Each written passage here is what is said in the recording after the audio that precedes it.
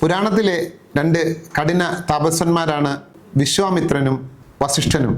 രണ്ടുപേരും തങ്ങളുടെ തപശക്തി കൊണ്ട് ഏതാണ്ട് തുല്യമായ ശക്തിയുള്ളവർ.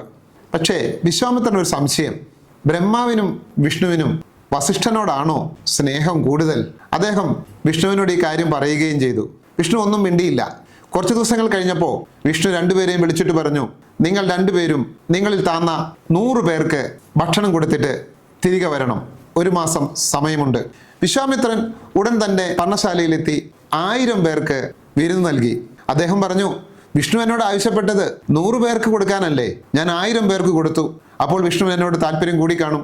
അങ്ങനെ 1 മാസം കഴിയാറായിട്ടും വസിഷ്ഠൻ വന്നില്ല. അപ്പൊ വിശ്വാമിത്രൻ വിഷ്ണുവിനോട് ചോദിച്ചു, വസിഷ്ഠൻ തോറ്റതായി പ്രഖ്യാപിച്ചുകൂടെ? ഇതേവരെ വന്നില്ലല്ലോ.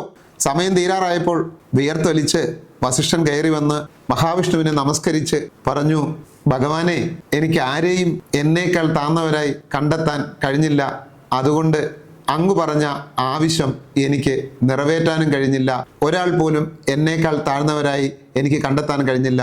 എന്നോട് ക്ഷമിക്കണം. വിഷ്ണു വിശ്വാമിത്രനെ അർത്ഥഗർഭമായി ഒന്ന് നോക്കി. പ്രിയപ്പെട്ടവരെ, നമ്മളെക്കാൾ താഴ്ന്ന ആരും ഈ ഭൂമിയിലില്ലെന്ന് കഠിനതാപസനായ ആ വസിഷ്ഠന് തെളിയിക്കാൻ കഴിഞ്ഞു. നാം എപ്പോഴും നോക്കണം, ഒരാളും നമ്മളെക്കാൾ താഴ്ന്നവരല്ല.